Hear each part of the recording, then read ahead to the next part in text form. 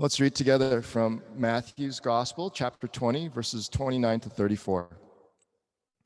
And as they, meaning Jesus and his disciples, went out of Jericho, a great crowd followed him. And behold, there were two blind men sitting by the roadside. And when they heard that Jesus was passing by, they cried out, "Lord, have mercy on us, Son of David." The crowd rebuked them, telling them to be silent. But they cried out all the more, "Lord, have mercy on us, Son of David." And stopping, Jesus called them and said, "What do you want me to do for you?" They said to him, "Lord, let our eyes be opened." And Jesus, in pity, touched their eyes, and immediately they recovered their sight and followed him.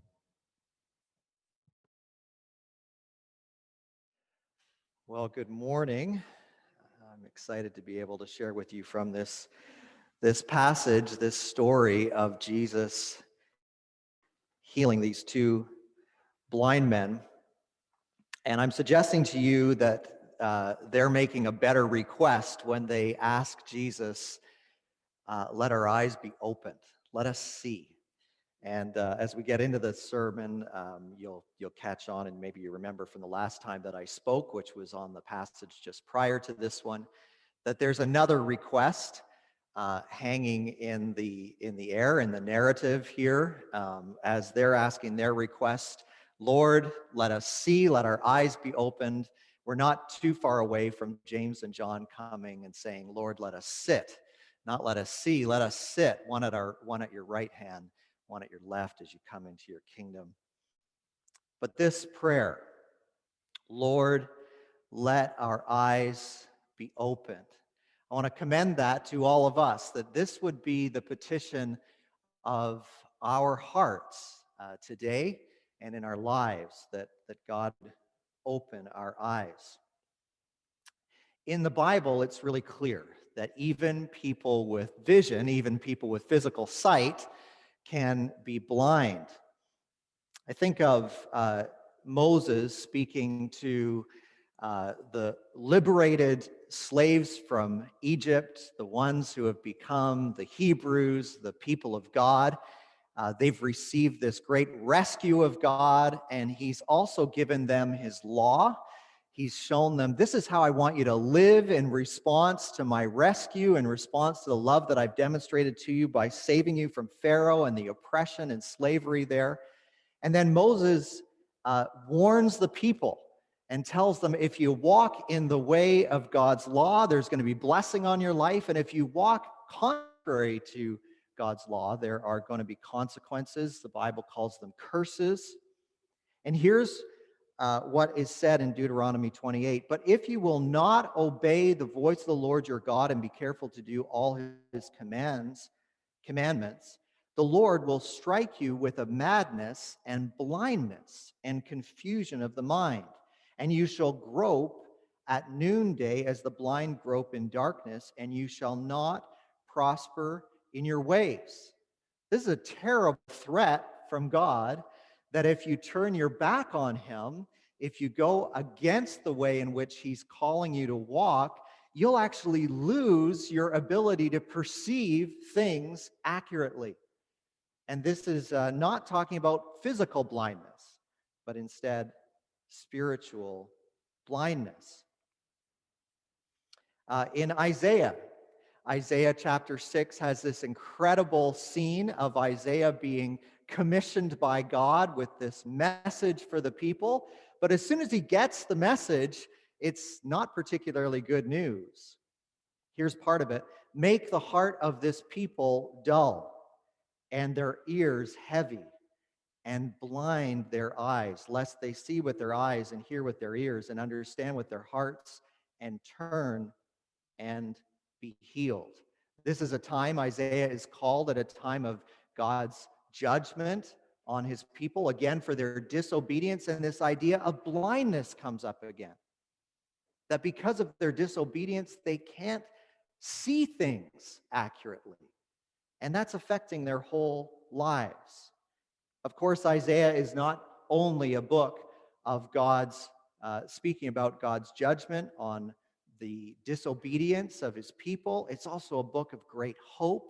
And in Isaiah 42, God is speaking to his servant, and we can clearly, if we think about the ministry of Jesus, we can see that this is a messianic passage from the Old Testament. It's a passage that points us to the ministry of Jesus.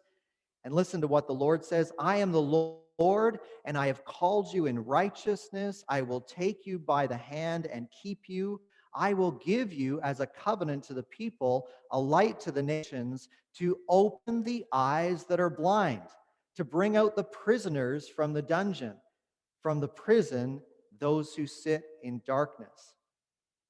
So spiritual lostness, spiritual death, spiritual hopelessness is described various ways in the Bible, but one of the ways it's described in the Bible is the idea of blindness, the idea of not being able to perceive, not being able to make our way forward because of a separation from God. And part of the way in the ministry of Jesus is described and anticipated in the Old Testament is that he's the one who's going to come and open the eyes of the blind. Those who, because of their rebellion against God, they're not following God's ways, have actually lost the ability to perceive what's real and true. Jesus is going to come and open their eyes and allow them to see. In fact, quoting from Isaiah 61, at the very beginning of his ministry, in Luke chapter 4, we hear that Jesus read from Isaiah 61, and he said this to describe his ministry: "The Spirit of the Lord is upon me, because he has anointed me to proclaim good news to the poor. He has sent me to proclaim liberty to the captives and recovering of sight to the blind, to set at liberty those who are oppressed, to proclaim the year of the Lord's favor." Now, we can think about that literally because we have a story in front of us this morning where Jesus literally restores the sight of two men. And Jesus did that kind of miraculous work. And we can also think about what Jesus is saying, quoting from Isaiah 61 here in Luke chapter 4, spiritually, that Jesus is fulfilling the great promise of the ancient prophets that one would come who would be able to reverse the effects of sin, that our rebellion would not be terminal if we turn to Jesus, that he would give us salvation. And one of the ways of thinking about salvation is that he will allow us to see, we'll be able to perceive rightly. You know, following on from this in the New Testament, you can think of other examples that people reflecting on the work of Jesus and the truth of the gospel are interested in sight. Paul thinks this way. He writes in his letter to the Ephesians in the first chapter, he says, "I'm praying that the eyes of your hearts will be open. I pray that by God's grace you'll be able to see, not with your physical eyes," he says, "but with your hearts." To the Colossians, he uses very visual language when he says, "Set your mind on things above." He's sort of saying, put your focus there. Look above where Christ is, who's defeated death for you. That's where your real life is.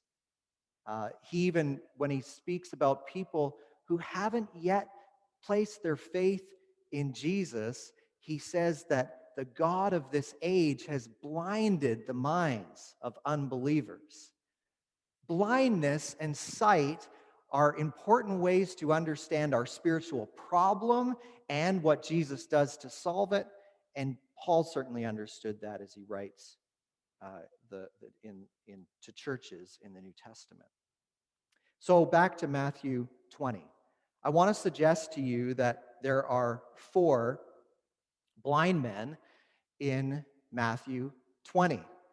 I listed, and I'm going to do it again in a moment here, but when I preached on this passage of James and John coming to Jesus and saying, we want to sit one on your right, one on your left, I enumerated these parallels between the approach of James and John and the approach of the 2 blind men that we're looking at today, but I missed one.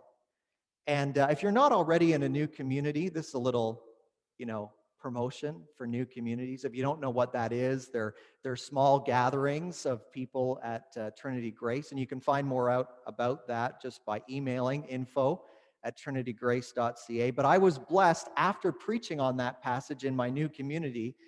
Maybe yours did this too, but we were reflecting on the passage again. And one of the questions that Albert had come up with was about ambition blinding us. And I thought, blind ambition. I never had mentioned that, but it's true. James and John are blinded by their ambition to not really see the point of what Jesus is talking about. And these two who we're looking at today, these ones who won't be silent, saying, Son of God, of David, have mercy on us, they're physically blind. So there are actually four. And again, here are all the parallels that I mentioned the last time. There are two uh, pairs that come to Jesus in these two stories. James and John, the sons of Zebedee, together with their mother, and these two blind men that we're looking at today. There are two audacious requests. The brothers, James and John, say, let us sit, one at your right, one at your left, and the blind men say, let us see. Interestingly, there are two questions, and this is a good question in life. Jesus asks both of these sort of groups that come to him, this pair, and then the trio, James and John with their mother. He asks, "What do you want? What do you want me to do for you?" That simple question is one that's powerful when we reflect on it in our own lives. What do we want? Both times, Jesus is recognized as king. The mother of James and John comes to Jesus and says, when you come into your kingdom, may my sons sit one on your right, one on your left. And the blind men are recognizing Jesus as king when they call him Son of David. You're the promised king, the one who will sit on an eternal throne. Son of David, have mercy on us. And there are scandals in each of these stories. We know that the other 10 disciples are indignant when they find out that James and John have kind of been trying to work this plan with their mother and get these privileged seats of power next to Jesus in his coming kingdom. And similarly, as these two blind men that we've read about this morning are crying out, Son of David, have mercy on us, the crowd is scandalized. Shut up. Don't bother him. Leave him alone. He doesn't want to talk to people like you. So let's dig into this a little bit more. How are James and John blind? And again, I recognize this isn't the passage that we're looking at specifically this morning, but I think it's quite helpful to understand even why this story is recorded. Of course, Jesus did it. That's part of the reason it's recorded. But we know, for example, from the Gospel of John, that if they tried to record everything that Jesus did, it just would have been way too long. So there's a choice going on here to include this story of healing of two blind men.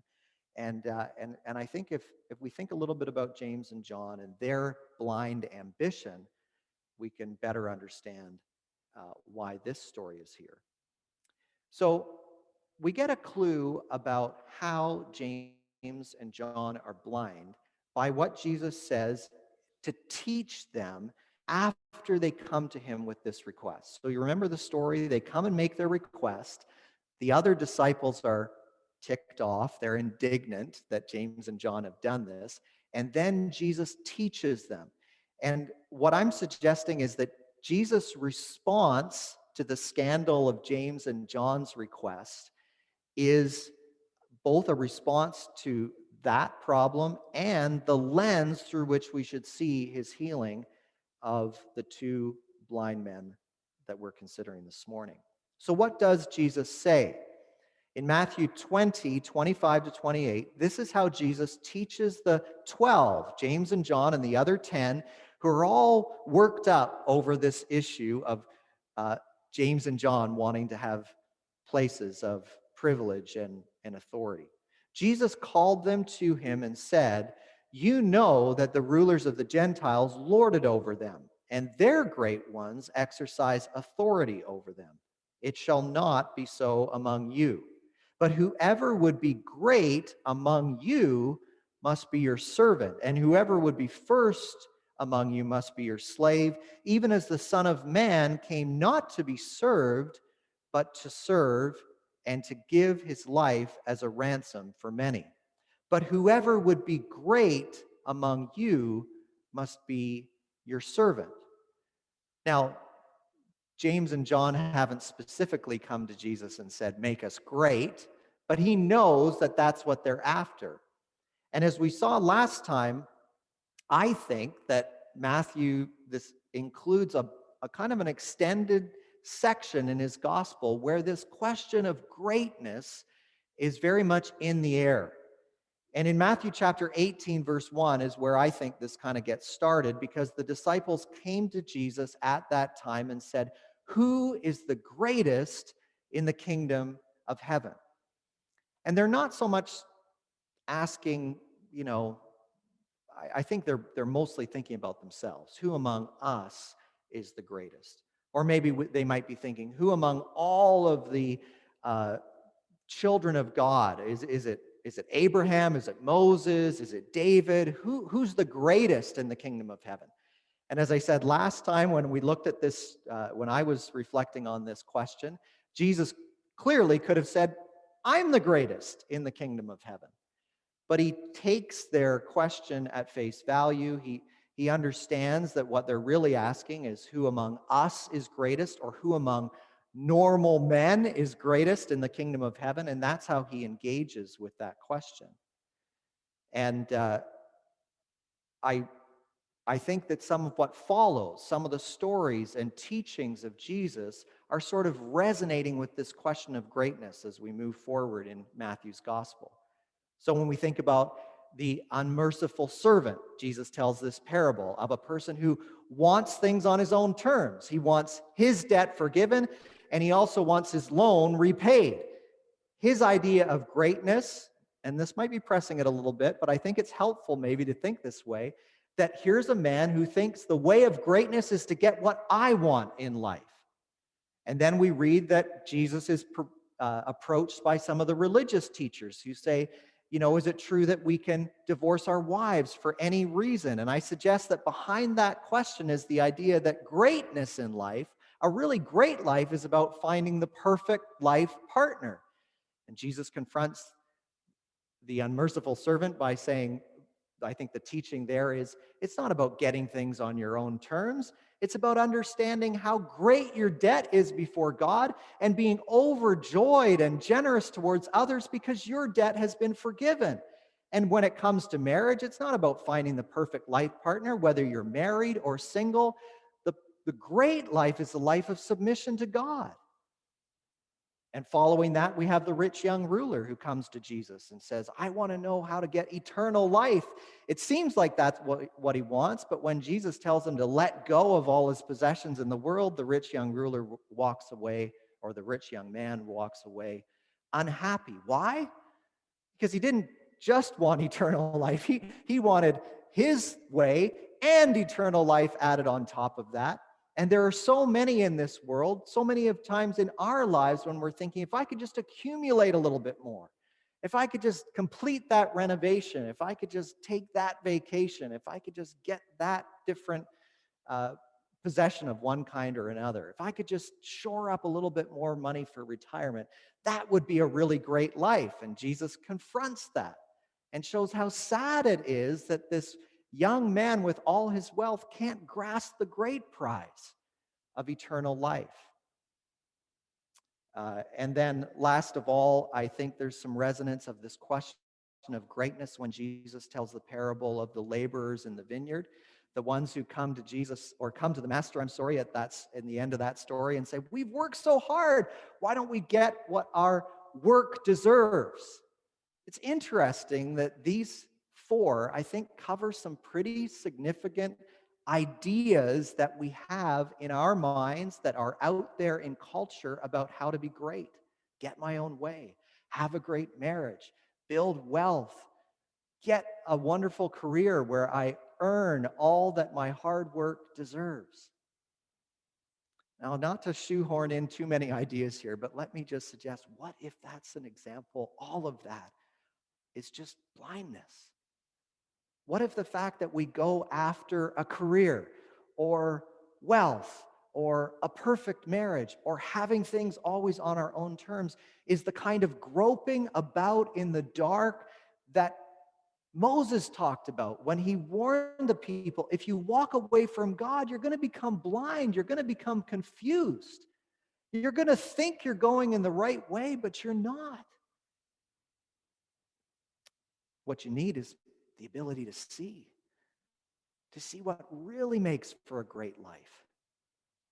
Now, I also want to point out that this question at the beginning of Matthew 18 comes in the middle or in a moment where the disciples are responding to Jesus telling them that he is going to go to the cross.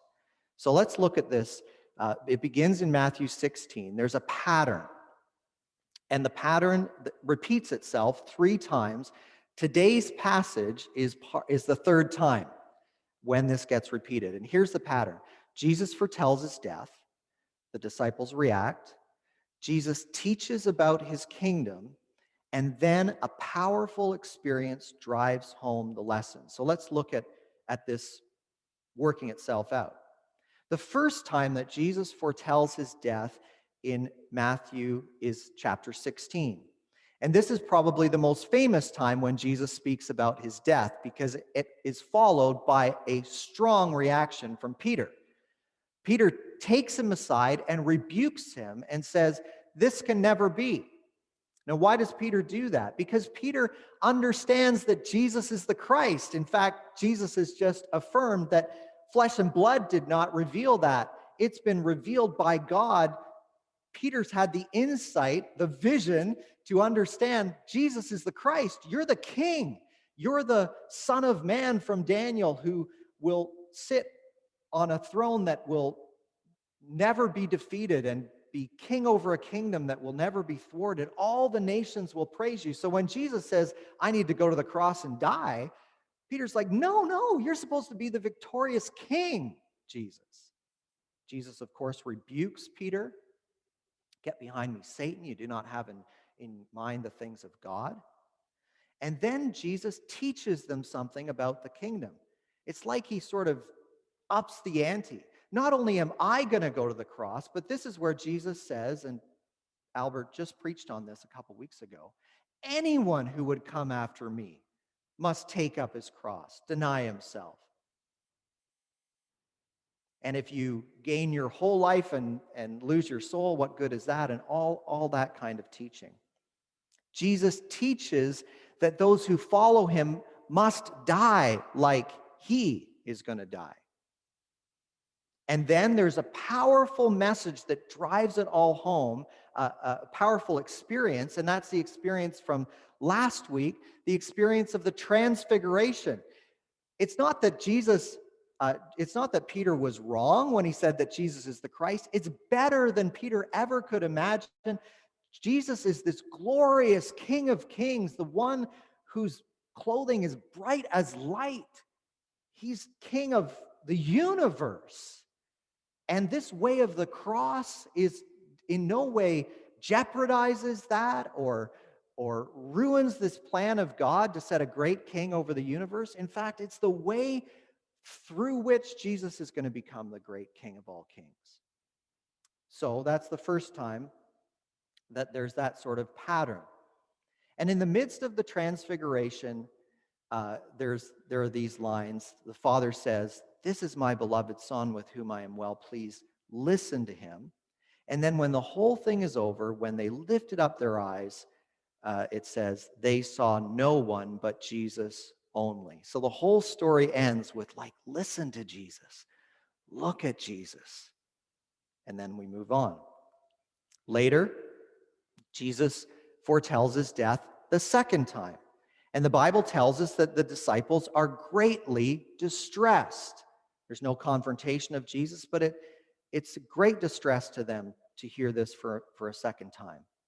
And then if you look, or maybe you'll even remember, that this is a moment where some tax collectors, those who collect the temple tax, then come onto the scene and they go after Peter and say, how come your teacher doesn't pay the temple tax?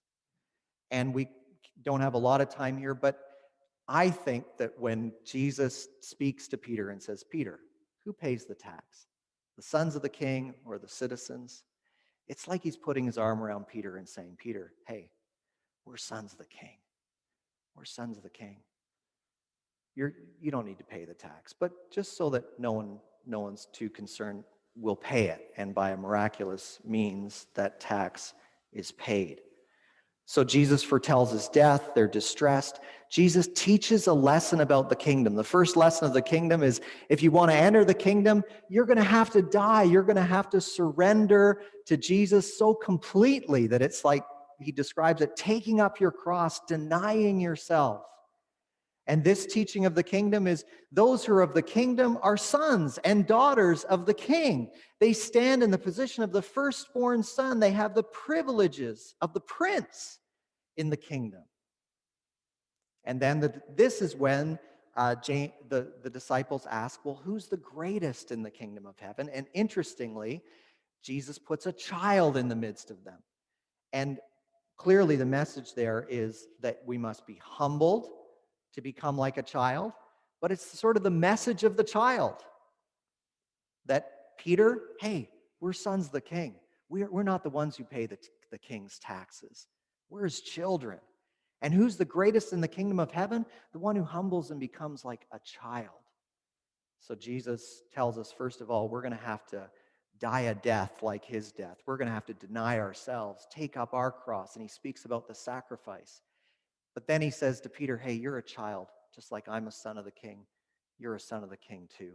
If you want to be great in the kingdom of God, become like a child, humble yourself. And so there's this powerful experience that drives the message home. Okay, so that's a lot of context. Some people understand passages by getting in really deep and digging around. Full confession, maybe you don't need to be told this. I tend to try to understand things by sort of wide angle and then getting there, so thanks for your patience. But here we are. The recovery of the blind men's sight comes, I think, within this pattern again for the third time. Jesus has foretold his death. Interestingly, no one rebukes him. Peter doesn't take him aside.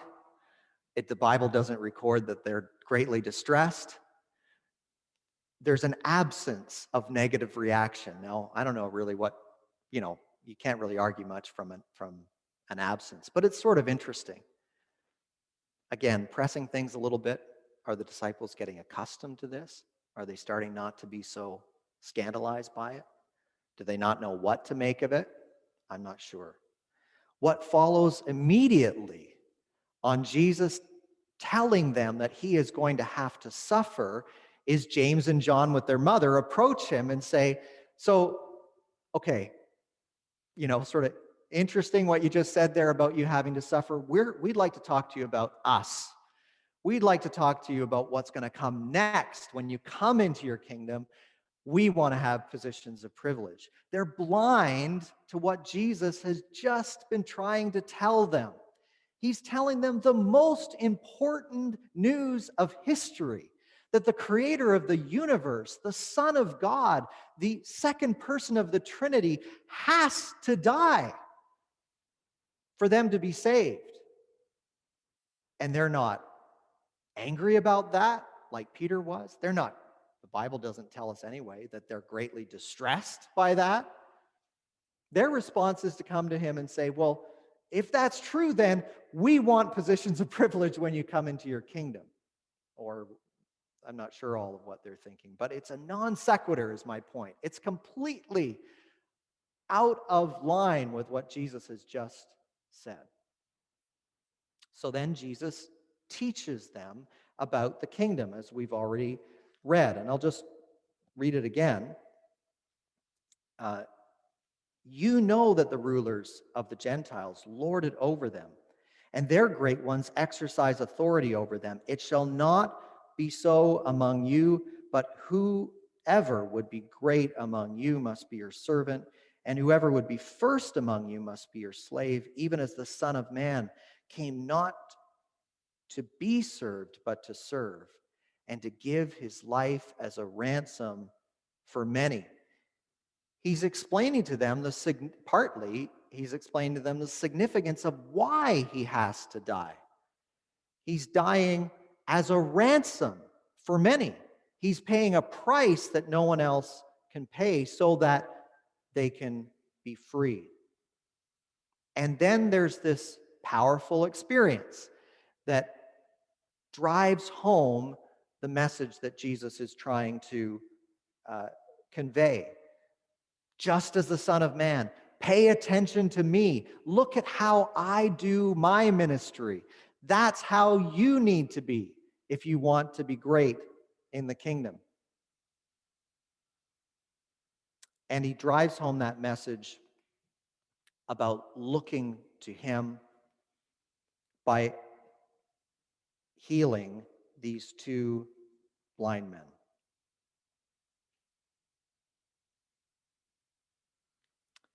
What do you want? He says in verse 32, Jesus called them and said, "What do you want me to do for you?" And they said, "Lord, let our eyes be opened." Lord, I'm going to spiritualize this here, but their request was physical. But Lord, our need is to see. We need to understand. You told us once that you were going to the cross, and we didn't quite get it. You told us again that you were going to the cross. You've told us a third time that you were going to the cross. We need to see. We need to see the reality of who you are and what you're going to do. This is the great need of the human experience, to see Jesus accurately, to understand what he has done for us. If we want to live a great life, the Bible is commending to us the idea that insight, that revelation, that discovery of who Jesus is and what he has done is the seed that leads to greatness in life. It's the seed that changes. It's the way in which we're transformed. So let me remind you of how Jesus wants us to see him. When he says, "Whoever would come after me must deny himself, take up his cross, and follow me," he points indirectly to what he has done for us, that he died our death. Look at him. Look again at the truth that Jesus died the death that you deserved, as he calls us to follow him, to give up everything so that we would have him and the life that only he offers. He does that from the position of having given everything for us. Jesus died our death. Listen to him put his arm around Peter and say, "Peter, the sons of the king, don't pay the tax. I'm the Son of God, and I'm making it so that you too can be children of God. Behold, what manner of love the Father has lavished on us, that we should be called children of God." Look again at what Jesus, the only unique, eternal Son of God, has done for humanity, that he came, that he humbled himself, that he obeyed to the point of death, even death on the cross, so that we, who have no right to relationship with God, can in his perfect sonship be made children of God ourselves. See again what Jesus has done. Jesus says, "Whoever would be greatest among you must become your servant and must become the slave of all." Well, Jesus became our slave. Now, he went to the cross in obedience to the Father. He wasn't our slave in the sense that he was following our directions and doing what we wanted to do. No one understood the significance of what he was doing. He was obedient to his Father, but he was our slave in the sense that he gave himself entirely to our needs. He did to the uttermost what we required. And it wasn't our needs that were legitimate or understandable. It was our needs because we were sinners, because we were rebels, because we turned our backs on God. The warnings that Moses gave to the liberated slaves of Egypt, if you turn your back on God, you're going to be blinded. You're going to grope around in the dark. That was our condition. And Jesus enslaved himself to the consequences of sin so that we could be made righteous, so that we could be forgiven, so that we could stand in his position. Do you know the song that says, "Why should I gain from his reward?" I can't give an answer to that. But this I know with all my heart, he's paid my ransom. He's the one who's earned the salvation by his obedience. And we're the ones who benefit from the salvation just by trusting him. When you see that, when you understand that, everything about life changes. You don't have to be defensive about your weaknesses, because part of the message of the gospel is that we're blind. We grope about. We make bad decisions. Our motives are twisted. And we can be honest about the depth of darkness in our lives. We don't have to sort of prop up some sort of self-righteous when we believe the gospel. Instead, we can say, no, the righteous one is Jesus. And his love for us is so great that he's gone to the cross for us. He's entered into death, the death that results from sin, so that we can have life. We can be unvarnished and brutal in our honesty about our own sinfulness, and yet still rejoice knowing that we're saved. We're objects of God's love that he's demonstrated towards us, in that while we were yet sinners, Christ died for us. This is the insight that changes everything. When we know this, we can never look at another person in the world with judgment. When we understand that our sin required that Jesus died in our place so that we could be saved, we can't look down and condemn another person. We're just as needy of God's grace as every person who's ever lived and is ever living and ever will live. It changes our perspective on ourselves. It changes our perspective on the world. It changes our perspective, of course, on God. So by way of application, I want to pick up this question that Jesus asks, first to the mother of James and John, but then this morning to these two blind men. What do you want? What do you want me to do for you? James Smith has written a number of books, but one of them, You Are What You Love, starts this way. What do you want? What do you want? That's the question. It's the first, last, and most fundamental question of Christian discipleship. What does your heart really long for? This is a matter of perception. This is a matter of sight and insight, because this is how things work in life.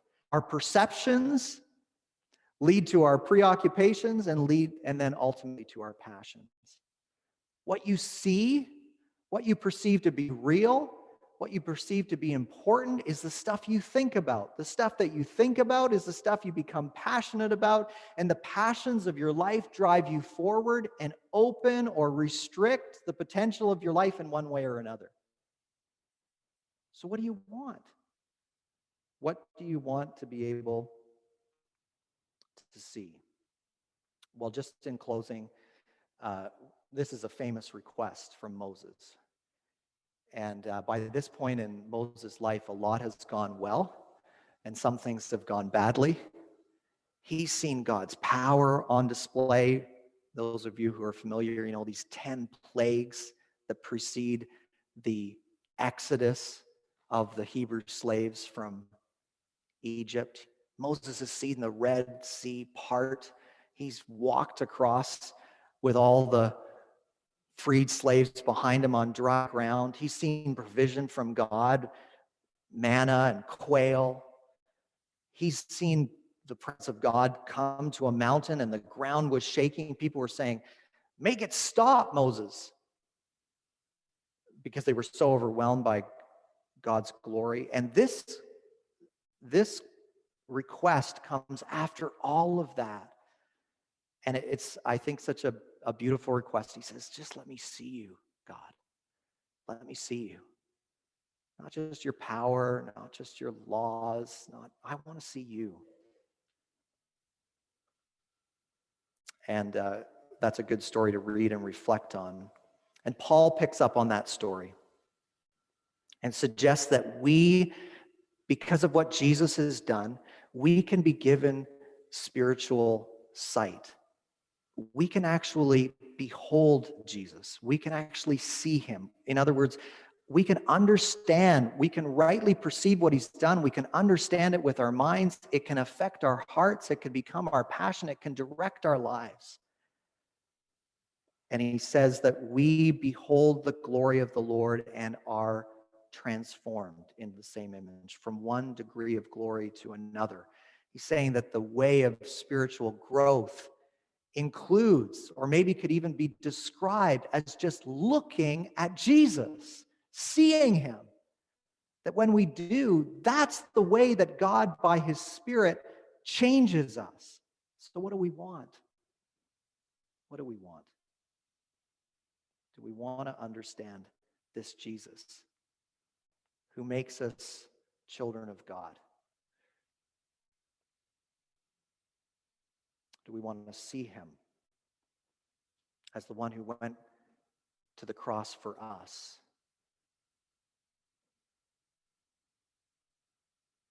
Do we want to see him again as the one who loved us so much that he became enslaved to death and the consequences of sin for us? So this is our prayer. Lord, let our eyes be opened.